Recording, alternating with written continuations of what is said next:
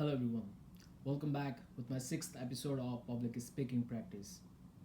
And today I'm going to talk about the power of communication, the skill that changes everything.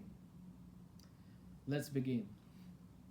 It is a privilege to stand before you today to talk about a skill that has built civilizations, inspired revolutions, healed relationships, and transformed ordinary people into extraordinary leaders. And that skill is communication. As a speaker, I have learned one important truth. The day we stop learning is the day we stop growing. I may stand today here as a speaker, but I proudly stand before you as a learner. Every audience teaches me something new. Every conversation makes me a better communicator. So today, I invite you not just to listen to a speech, but to reflect on the conversation that have shaped your own life. Let's begin with a simple question. Think about this for a moment.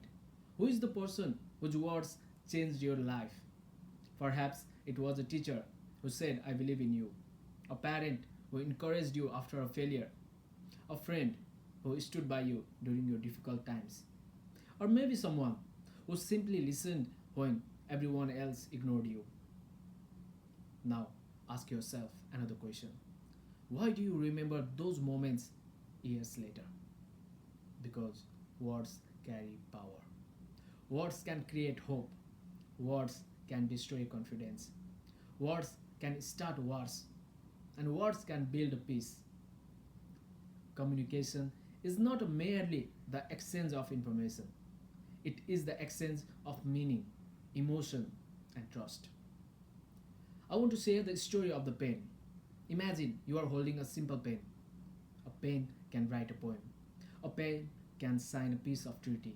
Or it can write a words that haunt someone forever. The pen is the same. The difference is the person using it. Communication is exactly the same. Our words become powerful when they are guided by wisdom, empathy, and purpose. The biggest myth about communication. Many people believe that communication means speaking well, which is not true. Communication begins with listening.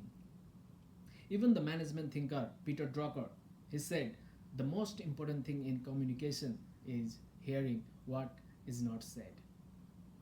And that sentence changed my perspective. Listening is not waiting for your turn to speak.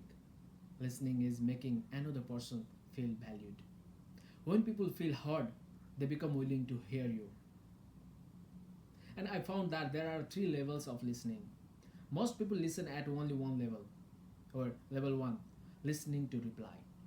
We usually interrupt, we prepare arguments, we think about what we will say next. And in level two, listening to understand. We focus on the speaker, we ask questions, we become curious in the level two. And in the level 3, listening with empathy. Now we try to understand not only the words but also the emotions behind them, and that is where trust begins. And the formula of great communication. Over the years, I have read so many books regarding the communication and observing some great leaders. I discovered that effective communication rests on 5 principles. The one is clarity. Even Albert Einstein once said, if you cannot explain it simply, you don't understand it well enough.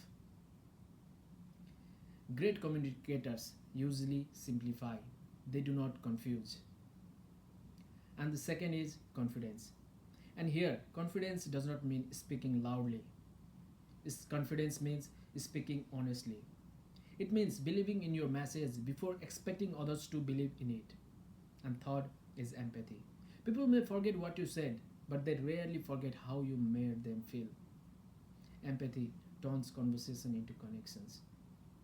And the fourth is authenticity. People connect with the real people, not perfect people. Do not be afraid to admit any mistakes if you do it. Authenticity builds credibility. And the fifth is consistency. Your actions must match your words. If your words say one thing and your behavior says another, people will believe your behavior definitely. And the lessons from the great authors. Dale Carnegie taught us that people crave appreciation more than criticism. And Stephen R. Covey reminded us seek first to understand, then to be understood. And Simon Sinek explained that people do not buy what you do, they buy why you do it. And here, Chris Voss showed that empathy is not a weakness, it is one of the strongest negotiation tools in the world.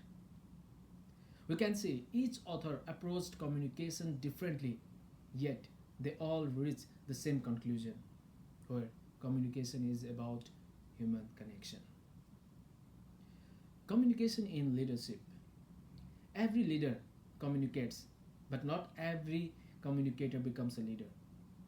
Leadership is not about giving orders, leadership is about creating belief.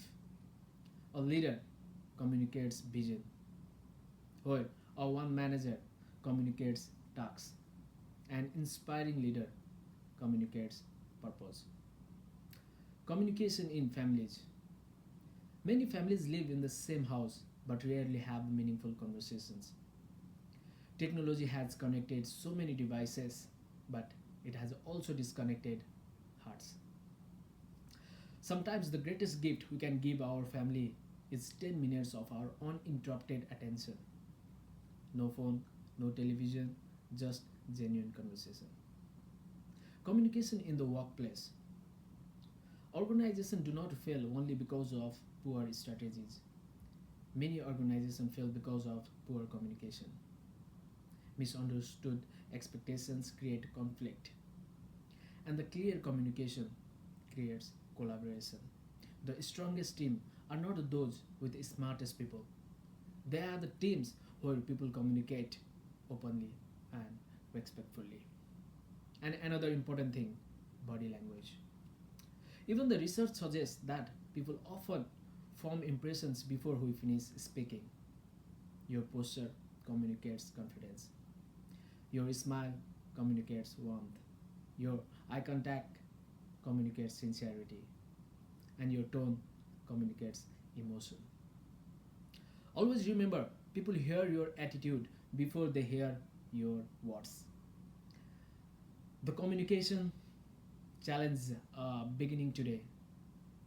I invite everyone to practice 5 daily habits, which I'm practicing every single day, which is listening without interrupting, speak with kindness, ask thoughtful questions, appreciate people sincerely, learn something new every single day.